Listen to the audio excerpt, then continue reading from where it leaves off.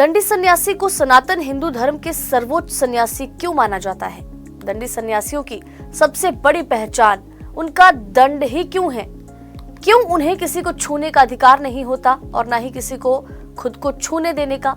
शंकराचार्य बनने से पहले दंडी स्वामी की प्रक्रिया क्यों जरूरी है? दंडी स्वामी को निधन के बाद क्यों नहीं जलाया जाता? दंडी सन्यासियों को सनातन हिंदू धर्म के सर्वोच्च सन्यासी माना जाता है और आप लोगों को शायद इनके बारे में बहुत कम जानकारी होगी। इस बार दंडी सन्यासियों का जो अखाड़ा महाकुंभ में लगा है वो सेक्टर 19 में लगा है और इनकी सबसे बड़ी पहचान इनका दंड ही है और उनके परमात्मा के साथ उनको जोड़ने की ये कड़ी है। दंडी सन्यासियों को किसी को भी छूने का अधिकार नहीं होता और ना ही खुद को छूने देने का अधिकार। आपको बता दें कि शंकराचार्य बनने से पहले दंडी स्वामी की प्रक्रिया जरूरी है और इसी के तहत 12 साल तक ब्रह्मचर्य का पालन करना पड़ता है। ये सनातन हिंदू धर्म के सर्वोच्च सन्यासी माने गए हैं। समाज और राष्ट्र के हित के लिए इनका जीवन समर्पित रहता है। मौजूदा वक्त में देश भर में करीब 1000 दंडी स्वामी हैं। शास्त्रों में ये दंड भगवान विष्णु का प्रतीक माना गया है और इसे ब्रह्म दंड भी कहा जाता है।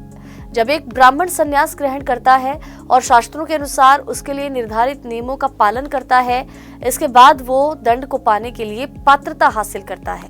सन्यासी की दंडी भगवान विष्णु और उनकी शक्तियों का प्रतीक है।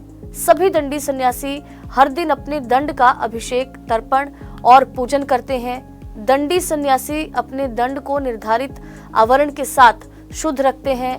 पूजन के वक्त वो दंडी को खुला रखते हैं और सिवाय इसके वो हर वक्त इसे ढक कर रखते हैं। माना जाता है कि सन्यासी के दंड में ब्रह्मांड की दिव्य शक्ति है।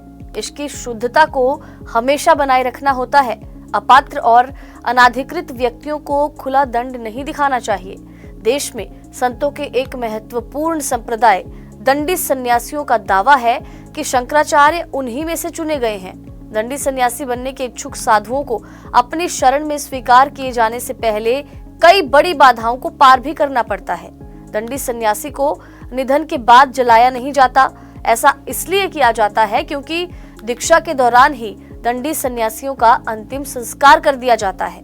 माना जाता है कि इसी दौरान उन्हें मोक्ष की प्राप्ति हो जाती है और मृत्यु के पश्चात आम लोगों की तरह सन्यासियों को जलाया नहीं जाता, बल्कि इनकी समाधि बनाई जाती है।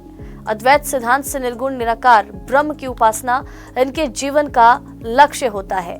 तो बहुत कम लोग होंगे जो दंडी सन्यासियों के बारे में जानते होंगे। बहुत कम लोगों को पता होगा कि दंडी सन्यासी जो हैं उनका कभी भी निधन के बाद उनके शव को जलाया नहीं जाता है, उनकी समाधि बनाई जाती है। बहुत से लोगों को ये भी नहीं पता होगा कि शंकराचार्य बनने के लिए भी दंडी सन्यासी पहले बनना बहुत जरूरी है। तो आपको हमारी ये जानकारी कैसी लगी, कमेंट करके हमें अपनी राय जरूर दीजिएगा।